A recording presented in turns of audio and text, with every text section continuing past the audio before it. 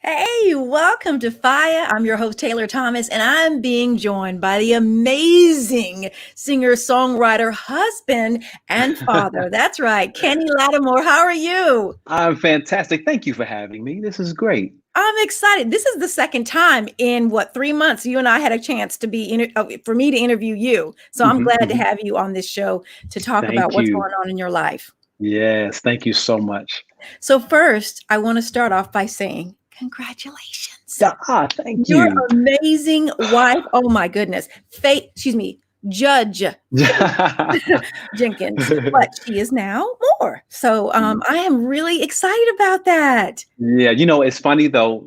She has for the last several years because she had a very successful court show for 4 years, and has branded the name Judge Faith Jenkins.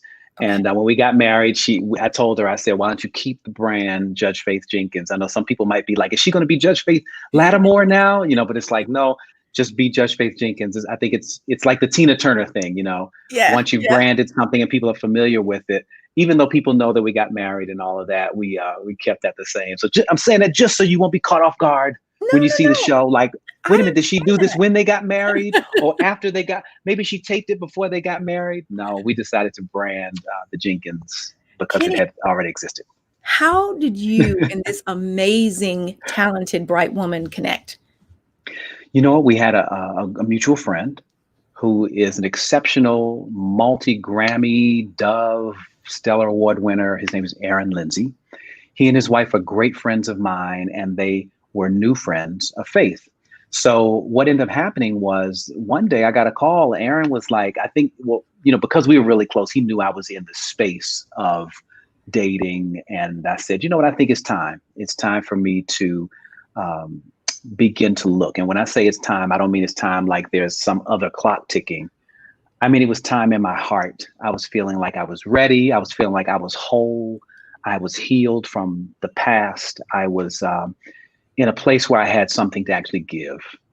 And he was like, I got somebody for you. He said he had met this young lady. He had been on her show. And he thought that we would be a mesh. Now, what was interesting about his whole approach to this was that being a great musician, there are musicians that see music in colors sometimes when they're performing, and he sees like the waves or the vibrations. So if you're in the studio and you sing something or speak something, there's a sound wave. Yeah. And he said, you know what? I was thinking about her wave, like her sound wave, and her sound wave matches your sound wave to me. Wow. And he said, I think that, there could be something here. And thank God, my brother, he was right. Okay, when did you know? I mean, was it, there are things, love at first sight, but when did it click with you? And I hear so many great stories about people being introduced and having that long lasting marriage. Yeah. It's interesting because you never, as an individual, that something about the other person either settles you in the space or gives you peace at least. That's right. We used to say so and so completes me, but then it's like, no, not really. You got to be Not whole. these You got to be days. whole yourself. But there was a very settling peace that I received in dating her. It was maybe about 2 or 3 months in. I probably knew before then, but I didn't really make anything official for a couple of months. And I felt like, wow, this woman is very clear in how she communicates. And I think I understand who she is. And we are so compatible. The things that we care about, the things that we relate on, our approach to life, our faith and beliefs, the things that really matter, those core values that make you who you are, matched. Whereas I had dated before, even the last couple of years, and I was with some very wonderful women who we may not have been on the same page. Sometimes it's just timing in life. That's right. I hear that. Sometimes people say, if you had met me, the me that I am, I wasn't the me that I am now. Right. 5 years ago, even we may have met and not been compatible 5 years ago, just because we're evolving and growing. So I was very grateful that I met Faith now. Mm-hmm. mainly because of me being ready. Being ready. She Well, might have that's been great all important. along, but I was like, yo, I had a lot of details in my life and my details weren't anything negative. It was Sure. I'm raising a son. He's 17 years old, Yes. and when you bring children in to Your new dating namesake, right? situations and all, he is my namesake. We just call him KJ. Okay. And when you're bringing children into any kind of relationship that's brand new, or bringing the relationship into your children because Sure. it's existed prior to, that in itself is one dimension that is you have to navigate through correctly. Two, my son is older, so I'm getting ready to get him ready for college. Yes. But you want to have people that relate to that have something to give in that space and that are okay with that. I live in California, but after he goes off to college, I could really be anywhere in the entire world. Where do you want to be? There were so many things about me that I was settling, Yeah. and making sure that there were no boundaries for where my thoughts could go in my dreams. So being with Faith has allowed me we dream together, and we I love it. discuss, what is it that are we on the same wavelength regarding that? And we did in January, we did a lot of women do this more, but guys, we got to do this. The vision boards.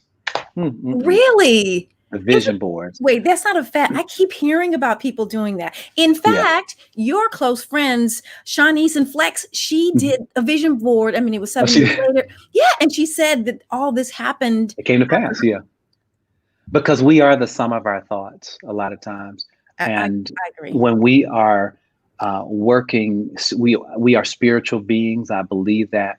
I come from a Christian faith, and I mean a real biblical faith where I look at the things that Jesus actually did to touch the world, that not just from a religious or church thing, but how he lived his life, the character and what he taught. And I think that's what a lot of people don't know. I know we say, oh, we're a Christian, but a lot of people don't get into the real meat of vision. It's something my mother used to teach me. She used to say, close your eyes. And so this goes along with the vision board. Close your eyes and tell me where you think you'll be in 5 years. And what do you see? What are you wearing? Who's there? What color are they wearing? She would go into every detail. That's very And as I went into that, it would come to pass. It just so would come to pass. So having a vision board done with my wife, it allowed us to dream together and almost see each other's dreams laid out on a page. Yeah, I might have to do my homework with this vision board. You're watching now. Did you never? Oh, I'm sorry. I've never done it. I just keep seeing people do it. And, it's funny because my daughter has something too. And her girlfriends were doing that. She goes, Mom, let me show you how it works. And so I really need to stop and do that. And I'm with that. I do believe when you say things, you put things in the universe. That's why I don't say negative things, or you don't negative things to children, or say you're bad or things like that, because it does become, they are what we say they were going to become, it becomes like self-manifestation. Absolutely. Self-fulfilling prophecy. But as you mentioned, it's so interesting, as you mentioned, as a child, get a child to do a vision board. I remember doing my first one. They used to just call them collages when I was about 10 years old. I promise you my collages came to pass. What? I promise you they came to pass, all of them. And wow. I had a focus. It's something about it, and one of the things that Jesus taught, that without vision, people perish because they don't have a hope. There's not a focus. So I know we can go on and on about this, but it's just amazing that I have found someone who in love with, who is in love with some of the things that I'm in love with. And then the things that she introduces me to, there's room for me to grow and go into other areas as well, because I trust her. And I believe that she has my best at heart. So it gives me a peace where I can relax, knowing that about a person, and then committing to the same commitment after that. Because a lot of times people don't commit to the same commitment. That's big. And then the industry that you're in, marriage itself is hard, but to be on the road and doing what you're doing, and that when you say your name, women scream left and right. They've been doing that for years. I mean, that's a lot to take on, to think about. I mean, women dream about you. They do. I'm just telling you. Well, you know what's it's very interesting. When the COVID-19 pandemic happened, Hmm.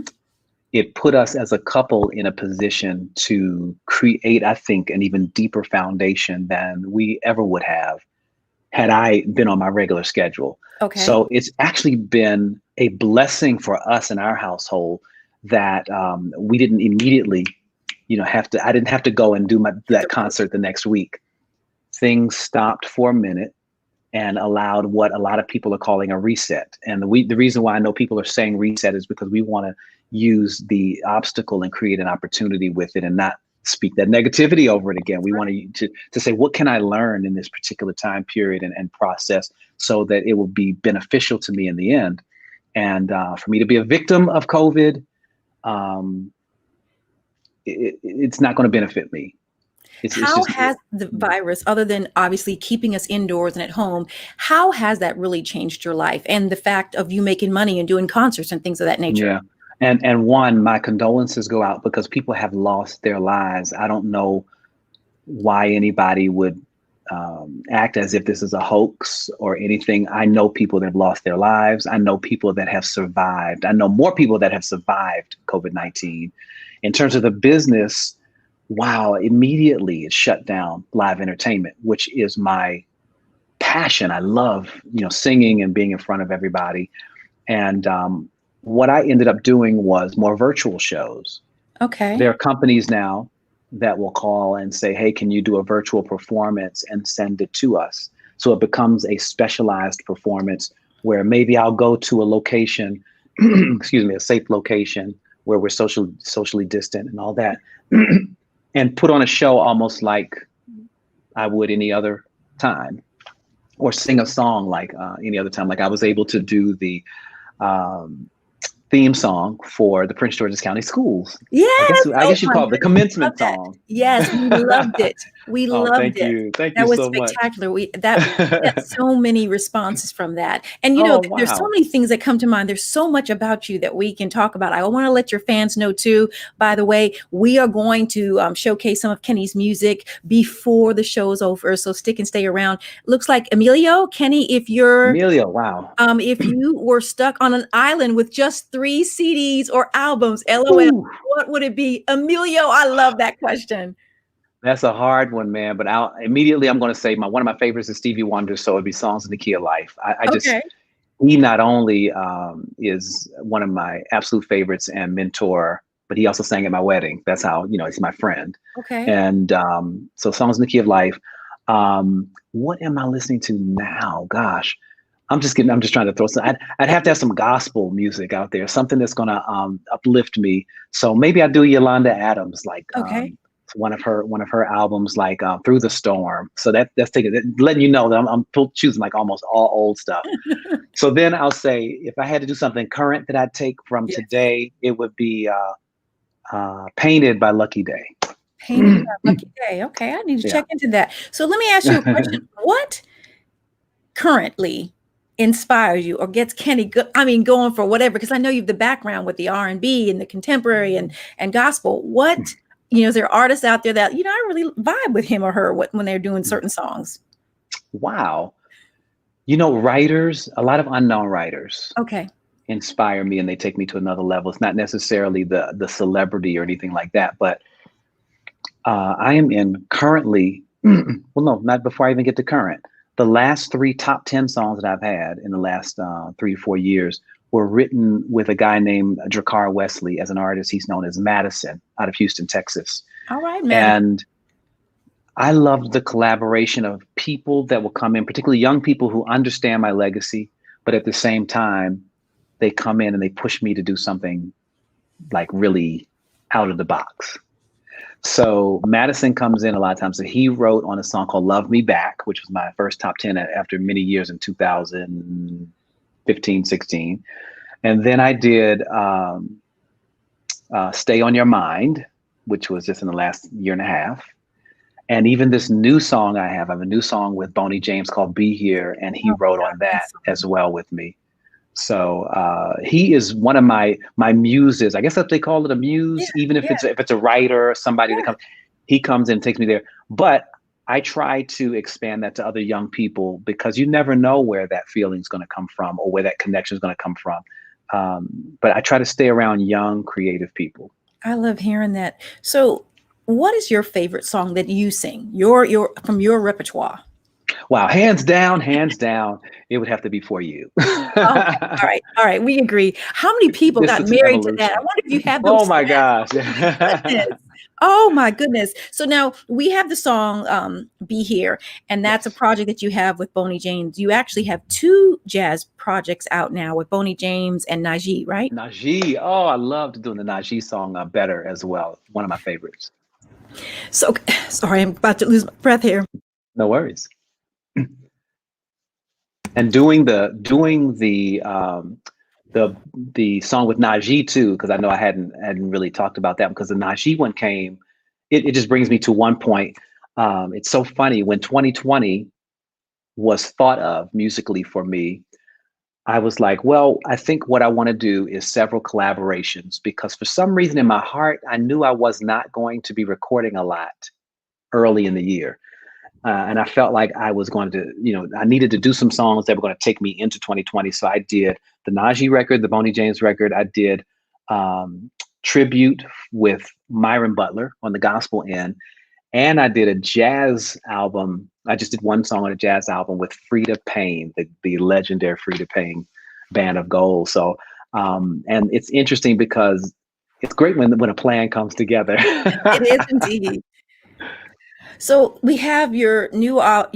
This is your single out now. Be Here again. We talked about it with Boney James. Do you have a passion, whether it's for R&B? Like when I listened to Be Here, in fact, the producer Norman Rich, we were listening to it, and he said, "This brother can sing." I said, "I know." And then the words, I wrote down something. You have, "I'm going to make sure we stay on course," That and I was a was big just deal for telling him, me. when you hear it, it just makes you excited, thinking, whatever woman is making him love like that, it makes me excited because I like it. It's just, you're like, wow. So when Thank you you. write, Thank I you. know sometimes you have others that are writing for you, but when you Hmm. write, how do you Yeah. pull in what you're going through in your life without being too personal, if you understand? Mm. Well, Relatable, but I try to think about, do I want to relive this experience, 5 years oh, from now or 10 years from now, honestly. wow. So a lot of my lyrics are going to be positive.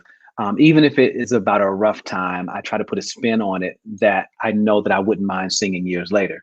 So when we were writing Be Here, I thought about that. I want to stay on course. How do I keep us on course? And I wanted to do a song that really related to my responsibility in the relationship Okay. and the destination of forever being the mission. I just loved that. And then when Madison came in and he started writing these things, but I'll swim through your mind, I won't control you, love's a destination we'll ride to. This could be so simple. And we just combined all of these things together to create what I really didn't know how people were going to take it. I just knew that songs are so personal. They And I are. was just like, this is a beautiful track. Let's go in here. This is what I want to say. I try to make it, again, about me personally anyway. It's easier for me to write when I think about me, in a sense of somebody giving me music. But I can say this too. One of my other favorite things to do is to write to movie soundtracks and scenes. I did a song called Stronger Together with the great Aaron Lindsay again, for Canal Street, which was a movie that came out last year. And I love when I'm given a scene and it's like, tell this story in music. That's a great challenge too. But most of the time when it's just a friend or somebody asking me to do a collaboration, I just try to internalize it. So can I ask you, and I know it's different for every artist, do you start with the soundtrack, or do you or music, and then, or do you start with actual words and then you try to find music that works with the two, or how do you do it? Wow, it's different every time. Actually, I wrote so Be Here started with the music track. And then Madison started writing melodies over it and some of the lyrics. Sometimes you're mumbling. It's what we call free recording or free writing. Okay. So you might go until you get a melody. And it's Really? interesting because sometimes even your mumbling will almost sound like certain words and it may lead you a certain place. But after you have a melody, it's pretty easy to put the words on it. But there are times when I've written a song. I had a song called Tomorrow. And I just knew one day, I said, I just want to write this song about a guy who takes his woman for granted, but he doesn't realize he's taking her for granted. But he just keeps saying, no, no, no, we're going to do this. We're just going to do it on tomorrow until she's gone.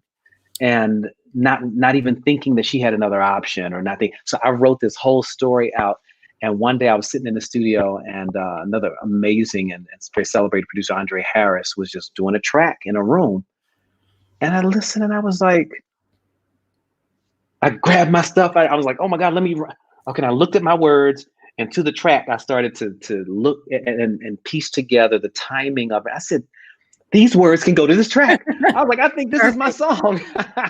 And literally, it was like magic. The words, everything fit. And we have a song called Tomorrow that's on my From the Soul of Man album, but the lyrics came first on that album.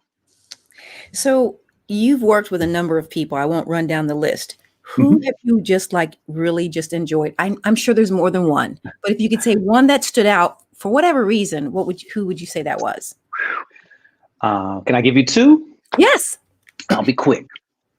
One, when I was just starting in the industry and I had my first record deal, I was in a group called Maniquin in DC. And Charlie Wilson, we know him as Uncle Charlie now, yes, was indeed our most famous producer on that project. And I remember singing a couple songs with him because we kind of go back and forth on a couple of the songs. And his voice was so amazing to me. And I'm young, so my voice sounds different. You know, you evolve over the years. I felt like I was not a singer. Sitting next to him, I was like, oh, the richness of his voice just was so amazing, and the runs and everything. I was like, I don't think I'm a singer, okay? I think I need to find something else to do. That's how much I was in awe of him and respected him. Oh. And he was one of the first famous people to affirm me and say, you know what, Kenny, I like you. I like your sound. You have your own sound, and it changed my life. The other person would be Nancy Wilson. Oh, wow. Who I was in the studio with singing, why did I choose you? What did you have to offer me? The love we shared. You know, it was a beautiful big band, you know, my whole life through, you know, and it was singing the straight melody, not doing a lot of runs, not trying to prove that I was a singer, because as a young person, I think that was one of the things I dealt with a lot, was trying to prove that I could sing. And it was like, Kenny, you don't have to prove. You got a record deal because you can sing, okay? But I stood there with her, and she came in that room and she said, oh my goodness, I'm going to do my track over because this man is singing this song. And we went in the booth. She had already recorded her Grammy Award-winning performance on the song. It was just so amazing. But she came in just to give me inspiration, and we were just live going back and forth. Oh, my goodness. I've had a lot of those kind of experiences. God blessed me tremendously. And those were things that kept me going, because I came from classical music. And coming from classical music, you generally sing what's on the page, and you grip yourself and you do your thing. And in R&B and gospel and all this, it's like you're supposed to sing what's not on the page, you know, sing a little bit of what's on the page and then take us somewhere else. And in the beginning of my career, I wasn't as good at that. I just wasn't. I wasn't as free as one of my friends, Rochelle Farrell, told me one day. We were touring, one of the greatest voices in the world. And she said, you know what, Kenny, you're a good singer, but you're not free. So what I'm going to do is, while we're on tour, every night, I want you to come out and I want you to ad lib and come up with a new part around one of my songs that I'm going to sing. It was one of the most unselfish, amazing things that I could have asked, you know, or seen from anyone. And I would go out and I would make up things around her song. And I think I've evolved and grown through the years in my confidence as a interpreter now. And maybe I was always, I don't know. Sometimes people will say, no, you were always good, but I didn't always feel good. Right. I'm just being transparent. I didn't always feel good. Probably the last 3 albums was when I started to feel like, no, I know Kenny now. And I can imagine getting in a business like this, right? Clearly loving it for the business.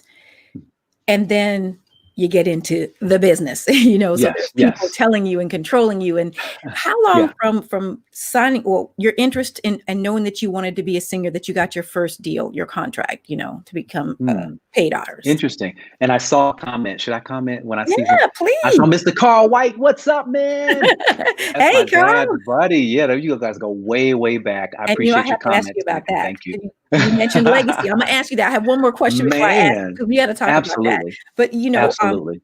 you mentioned who you remember working with and enjoyed, and again, that was just two. You have many more. Who would you like to work with? Wow. I'd like to work with John Legend. I always wanted to do something because he's such a great writer. Dangerous. You two on stage. Oh my goodness. Oh, that would be fun. Oh, that would be my so much fun. Yeah. And wow.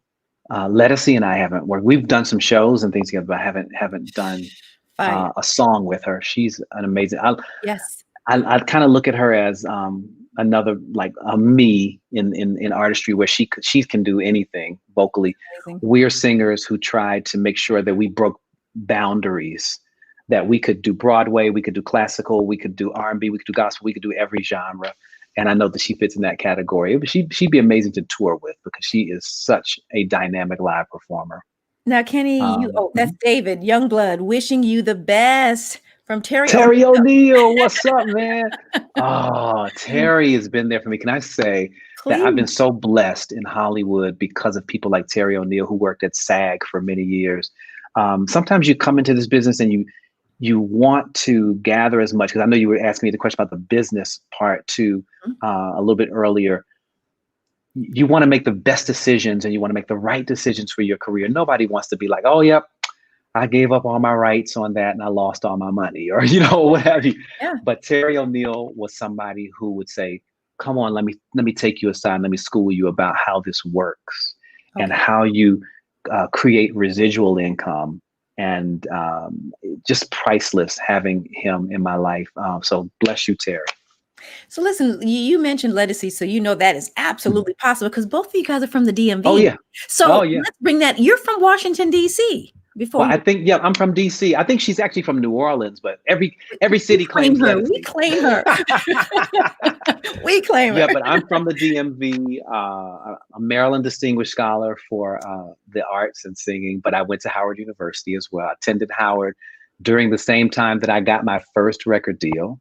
And again, I don't know if I answered the full question, but I got my first record deal with Maniquin, and which some people in the DMV may remember. We were with Epic. From there, I did some other recording projects, but it wasn't until 1996 that I had, for me, it was a spiritual encounter with God. I was doing more youth ministry work in my church, and I was singing. So there's a certain fulfillment that I was getting from singing in church, and it was okay. I didn't have to be this big famous guy. Coming from the gospel industry and all that was really who I was. It wasn't just something that I did.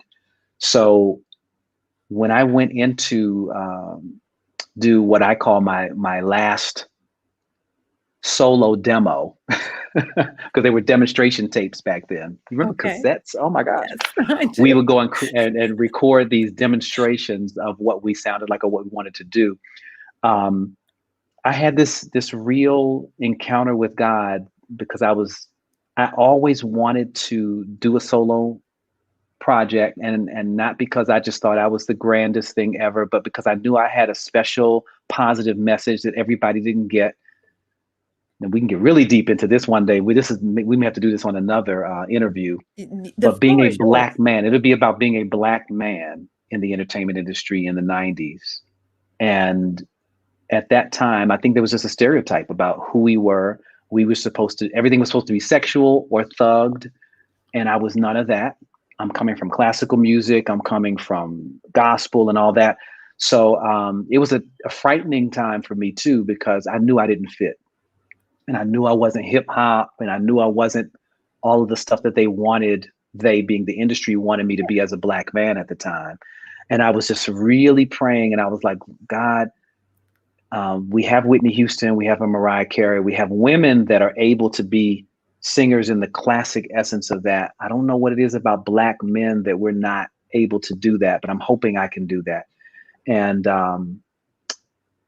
I had to really outlive that time Okay. because I don't think that people on the larger scale, sure, For You was big, but me as an artist and my body of work, it doesn't feel like, I can be completely wrong, but it didn't feel like people really got into me for about 10 years. It was like I was before my time, maybe 10 years into my career. Then all of a sudden there was a respect because I kept doing what was authentic.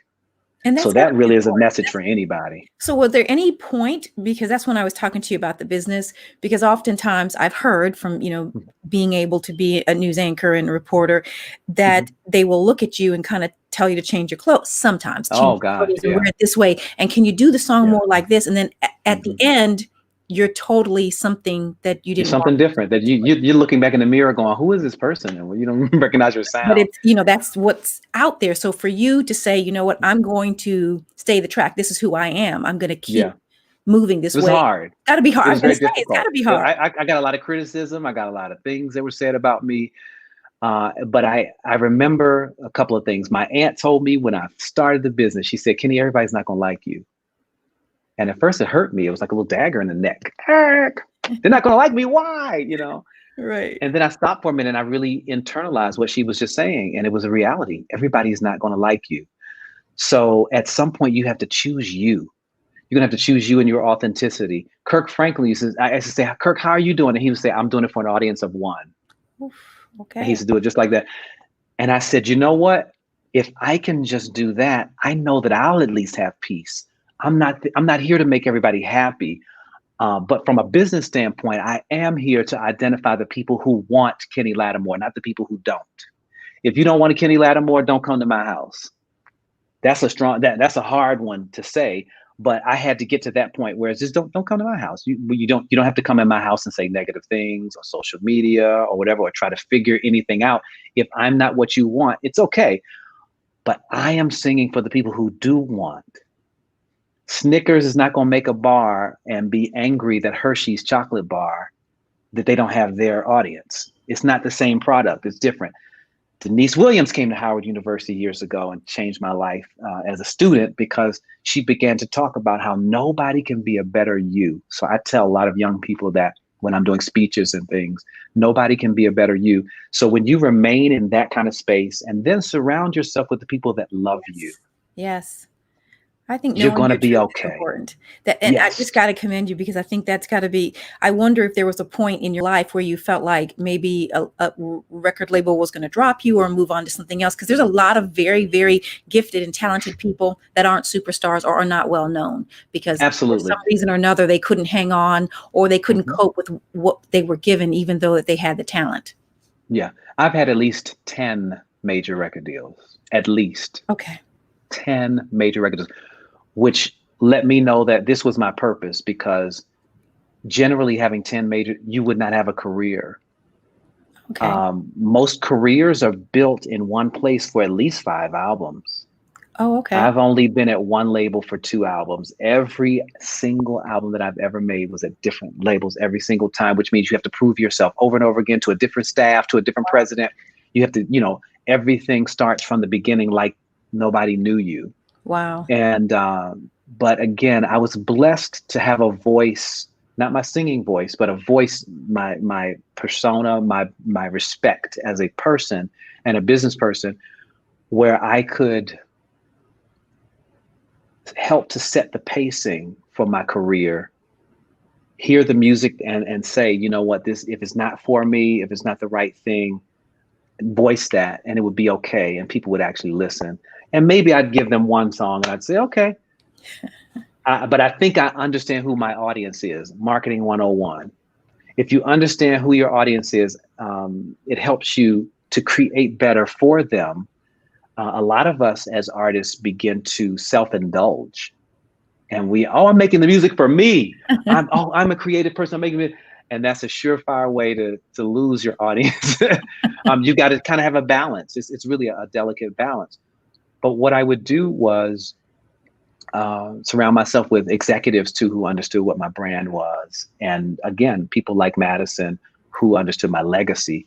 But there was a time when I arrived at a place where I was like, okay, you've had success and you've done everything that people usually associate with success. What next? And I started went in my prayer closet again, and God gave me to the hearts of women and the minds of men to encourage them in love. Wow.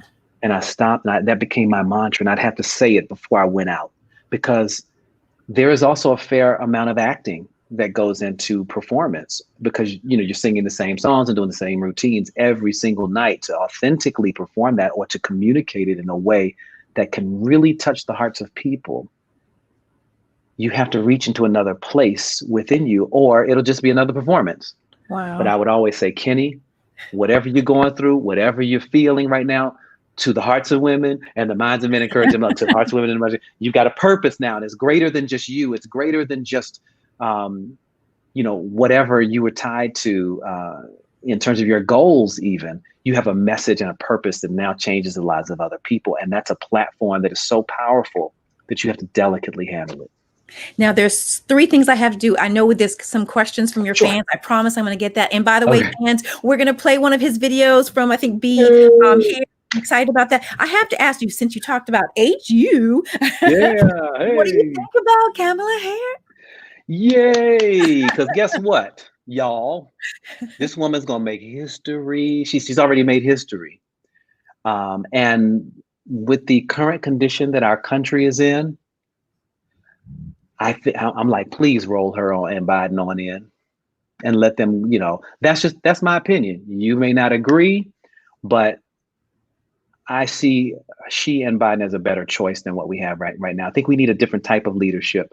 And I'm one of those people that's generally, very careful. I'm very careful about things that I say about people. So I'm not saying anything personally about our current president, except that in terms of leadership skills and inspiring me, it hasn't quite happened. What do you I'm say inspired to by lots of people there that are discouraged for one reason or another, just about politics in general, that say, I'm just not going to vote? And I mean people that are African American, that are saying, I'm just discouraged. African Americans, this is a really poignant time for us, that we can really make the obvious choice and give another shot. If somebody does, if you're in a position where you think that there could be an inkling of a change, this is it. It's not going to be different by keeping what we already have experienced. There have been a lot of embarrassing things that have happened, but you know what? People are people. The current president is really a man. He's not an inhuman. We as celebrities, we're not inhuman. And when I look at the Biden and Harris ticket, I know some of you are angry about decisions that Kamala made years ago. It's like, get over it. There've been progressions. We're going to have to hold them accountable as a people. If you don't think that you can hold them accountable, then I understand you're not going to vote. But the only way we can hold them accountable is by getting in there, voting, letting them know, look, I voted for you, and you need to represent me and my interests, not special interests, because I know that gets really tough too when we get into our own special interests. But right now we need more. I think that we need a leadership that is thinking more about human beings, human life, and decency. It's not showing up beyond words. We need somebody that is not afraid to come out and really stand up for human decency, particularly during these times. It's a tough time when we need a change. Do you think Americans are just drained? The words that are used against other candidates, and just with this pandemic, that they're so sometimes if you do something so much, it becomes second nature, and you're just like, nothing I can do can change it. Do you think America is drained? Do you think they have the energy to head to the polls and vote for whomever they want? I think that we are drained. However, we're going to have to go to the polls drained. It's just like when people are talking about they're afraid of certain things. Sometimes you have to do it scared. Every time I get out on the stage every night, it's not like, oh, okay, let me just do it. I remember when I first started, if I had not taken those first steps, I would not be where I am right now. So we're going to have to go to the polls drained. If you believe it, now if you don't believe, you just don't believe. Um, but what I hate most is the nastiness that happens in politics. And we start the name calling and we start trying to uncover all this foolishness, and we get off topic and we stop the substantive conversation about the things that we really need in the country. And people stop listening. But if we really just take a pause, we're still in quarantine for the most part. I know some people are doing their thing, but we're still pretty much in quarantine. We're going through this pandemic. This is a worldwide pandemic. So during this time period, I think that we can still find places of quietness.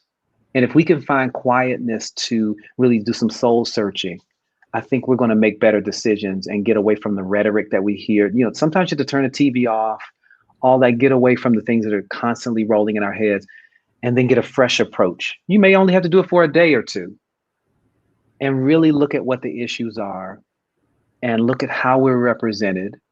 Look at how the world sees us, because we're on a world stage as the superpower in the United States. It's not just one dimensional. And we've got to do something about it. And I think we really need to understand that we are a part and can be a part of holding our leaders accountable if we unite together more. But all of this, political stuff, making things that are not political. The pandemic is not political, people. I know people that are dead. It's not political. We've got to start really looking at how to come together. I have this mask and it says everybody loves somebody, and has a big heart on my face that I wear out when I have to wear a mask. And I hate wearing the mask. Okay, I absolutely hate it. I put a shield on now because I like the shield better. I can't even breathe in those darn masks. Do them together. The mask and the shield, they say, to do both together. They're saying both together. Sometimes some will just say if you have a face covering, depending on where you're going. Oh, okay. I cannot breathe in it. I hate it. But you know what? I better put that mask on. That's right. You want to breathe. Not had any issues. And I've been tested and all that, and I've been fine and have had no incidences, but I've been wearing a mask and I've been wearing a shield. I'm sorry? How was the testing? How did you deal with that? Because I heard it was. Now they have saliva tests. Wait a minute. So you didn't do the nasal one? I didn't have to do the nasal one, and I've gotten pricked, and that hurt. They took my blood to test for antibodies and things like that. You had that. Okay. I did that as well, but there's a saliva test where I don't have to go and do that whole thing in the nose. And then they're saying that they use a smaller or a thinner stick to go up your nose. I haven't done that at all. So let me ask you, so do you feel like certain people, whether it's celebrities, get access to things? How do you feel about that? Yeah, money will allow you. Now, let's look at it this way. A lot of the celebrities are working, and they're working for studios that are very powerful and have a lot of money. So what's happening is those studios are paying for testing and to do things because it is their business that they have to look out for.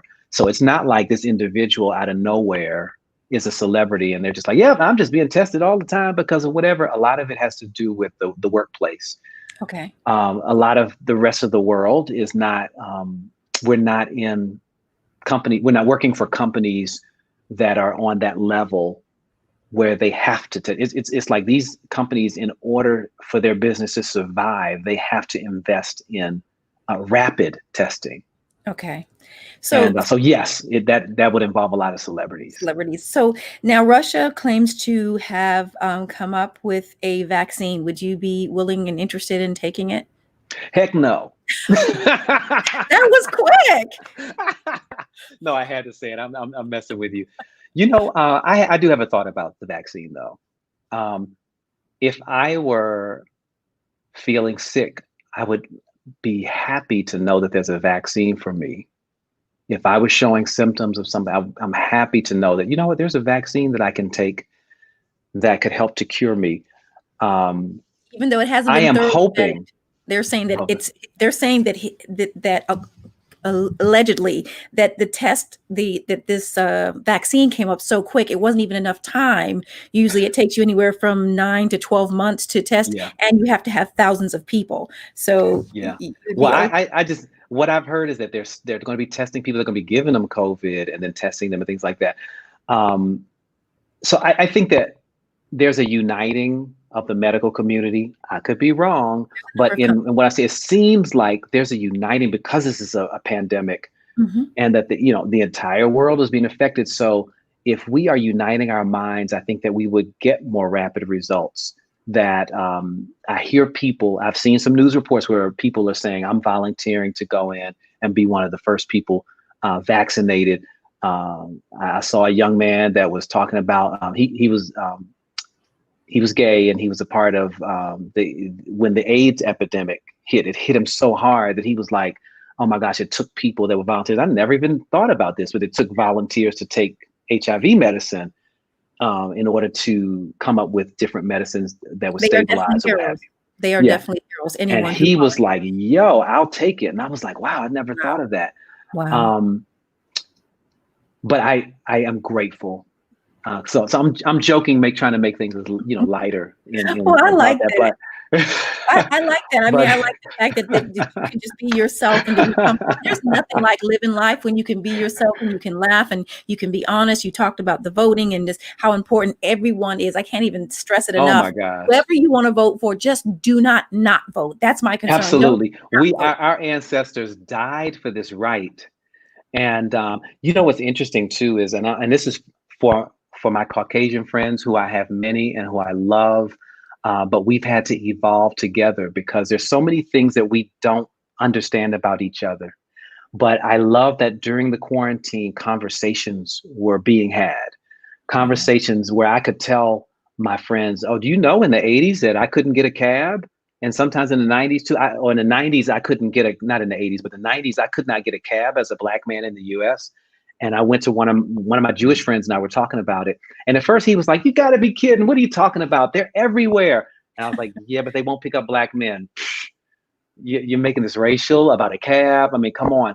And then he had to go outside and experience hailing down a cab and then having his Black friends come and the cab pulling off, almost taking his arm off. What? And then he said, oh, that's really happening to you. Same thing with this George Floyd thing and the videos and the people, when everybody saw it, they were like, oh, this is really happening, So there's so many things that we still have to evolve and understand about one another.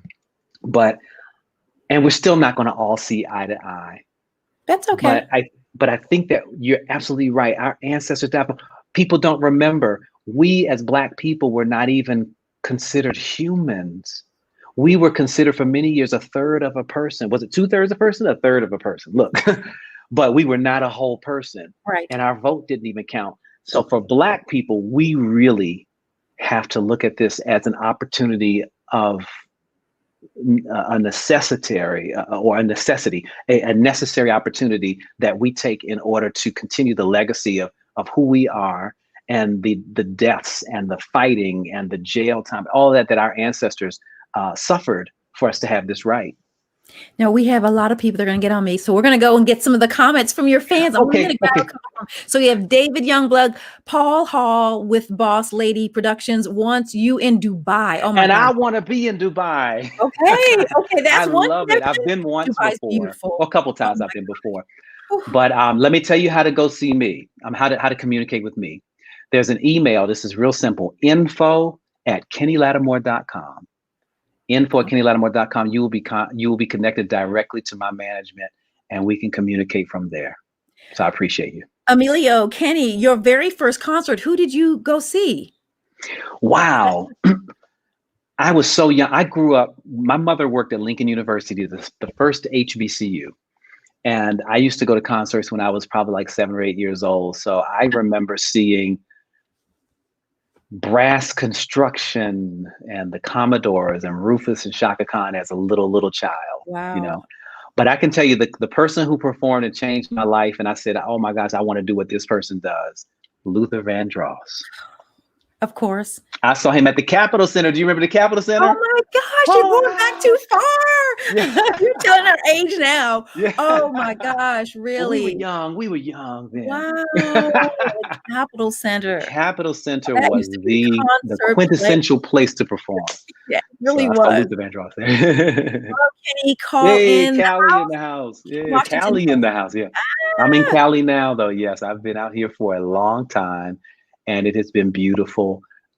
Friends from Virginia, thank you. I appreciate you loving the music. I appreciate it. And giving you a shout out. Janelle, his voice and this gorgeous lyrics for you make it a lifetime favorite. Oh, yes, Janelle, thank you are you on so point. much. on For point. you, I'd give a lifetime of stability. Anything you want of me. Hey. That's what I'm talking about. See, I need 2 hours with you, Kenny. I need to open up the floor, have your mic going so we can have you sing. And that's what I love about true performers like you. You know, normally sometimes you'll ask a person and they're like, well, and I understand everyone needs, sometimes they don't want to jump into it, but you're always on that. You make me smile. You make people smile, and your energy is radiant. And I'm a kind of person. I learned? I got a tremendous respect from Chaka Khan. Okay. Back in the 80s, she did an album called Echoes of an Era. It was a jazz album. Number one, as a kid, it made me fall in love with jazz and listen to jazz just because somebody at her caliber did it, and I was a kid who wasn't really listening. And in addition, I remember her giving interviews, and she said, I left my performances on this raw, because I wanted to do a project where people could just hear my voice raw, cracks, whatever, that I'm human. And when I think about that statement, when she made that, it makes me less apprehensive to give in the moment. And it allows me, just like the Rochelle Farrell thing that happened, it allows me to be free in the moment, that I'm not perfect. I don't have to live my life on that standard as a performer, but I know I'm solid. That's the one that I know I'm solid. But even if I wasn't in great voice, I have something to give that might make somebody smile, like you said, because it's not always about perfection. I think it's the gesture in itself. Love it. I love it. Now, I can't get off this airwave with you without mentioning real quick. I think you said that you did the song for your wife, Divorce Court. It airs. Yeah. August 24th, everybody. Judge Faith Jenkins Lattimore debuts on Divorce Court as the new judge. She is taking over from two very powerful women, Judge Lynn Toller and Judge Maybelline Ephraim. And August 24th, she's going to make her debut. She is so fantastic at this. I went to the first tapings. They're still taping now. So if you have any disputes or what have you, you can probably look it up online, how you can, I want to be on Divorce Court. Divorce Court is not about people just going in and fighting because they want a divorce. It really is more multidimensional, about relationships, mainly from people that are in relationships, considering marriage, thinking about it. And since some people are married and they are thinking about divorce, but they have cases and small claims, things that they're dealing with. But she gives really great advice and inspiration during the show. So y'all check her out on August 24th. Now, did you do a song for that, or for the promo or promotion of it? I know she has a promo. I think it's on my social media, though, like Instagram and all that stuff. But I'll try to get something to you, because I know there's a promotion about the legacy. Do you know it's the longest running court show? Look. Now I'm the voice of Divorce Court. That's the longest running court show in history. That's supporting your wife. I love it. Kenny, you're welcome here anytime. I'm really excited. I'm really, really excited as well about Be Here. It is where you're featured with Boney James, and we're getting ready to play that video. I cannot thank you enough for taking time out to talk to us about your beginnings, your life, COVID, and the importance of voting. Thank you so much. I appreciate you. Kenny, I appreciate it. Until next time. Kenny Lattimore.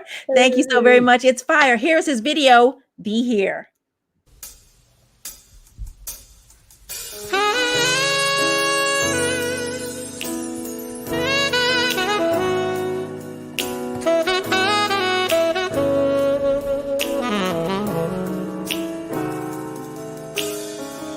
These actions don't stick, baby, 'cause my words gotta wait.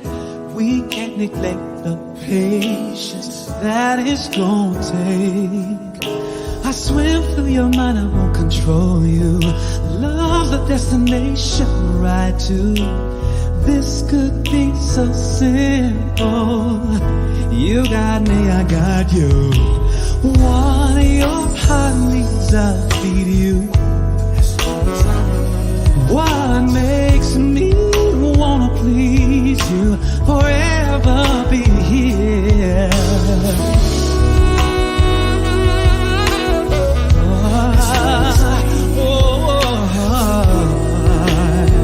Yeah, forever be here. Let's make love a thing again. Anything broken I can mend. I wanna prove to you how real men cut through any damage that was there. Love's a healer, I swear. I'ma make sure that we stay on course. What your heart needs, I'll feed you. What makes me wanna please you, forever be here. Only you, baby.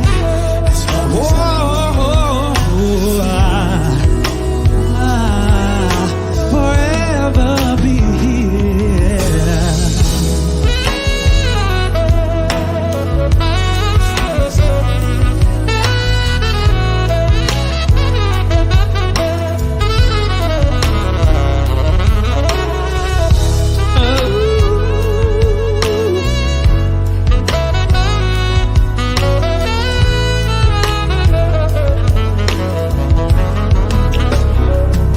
I'ma make sure that we stay on course. You're my business, you're the only one. Forever is the mission. What your heart needs, I'll feed you. What makes me wanna please you, forever be here. Yeah, yeah, yeah. Oh, yeah. Yeah, forever, forever, yeah.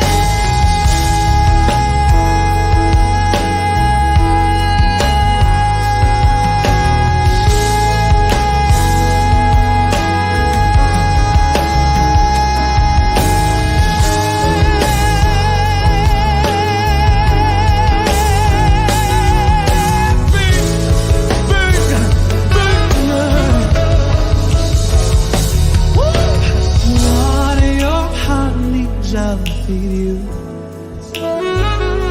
What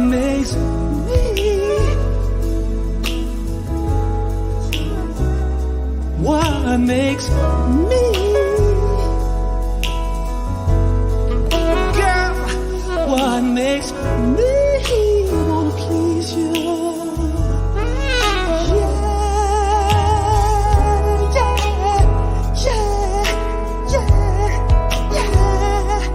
I wanna please you.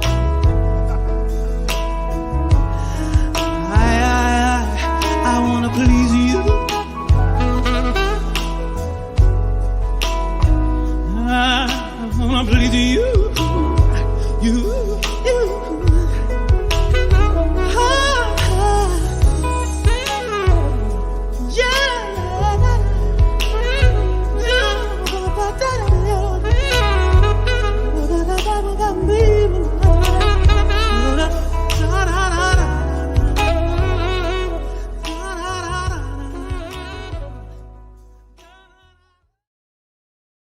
Wow. Wow. I felt hadn't like seen could it. sing. I'm telling you, I can feel it. You are. Listen, that was Be Here. Kenny Lattimore with also Boney James. That it just gets you, just watch you and the way you move and the way you sing your words. I want to thank you again for Thank you joining us so on much for Fire. having I me. Yeah. have to shout out James Cheney and Concert Hey. Connects for making this happen. Again, Kenny Lattimore, love it. be Thank you. here. And that was actually Marcus Anderson that was playing at that point. That's our song, Marcus Anderson. Okay. And I did that at a music festival. I'm so glad you got that tape. And I was wearing my "Who Are You Listening To" shirt, which is from the Last Dance, the Michael Jordan thing, which was a big deal in the quarantine too. Michael Jordan talking about he was listening to Kenny Lattimore going to the finals. I thought that was the greatest. Right. Yeah, that was the talk, right? Yes, it was the talk. But thank you so much for having me. God bless you all. Until the next time. Yes. Thanks, Kenny. All right.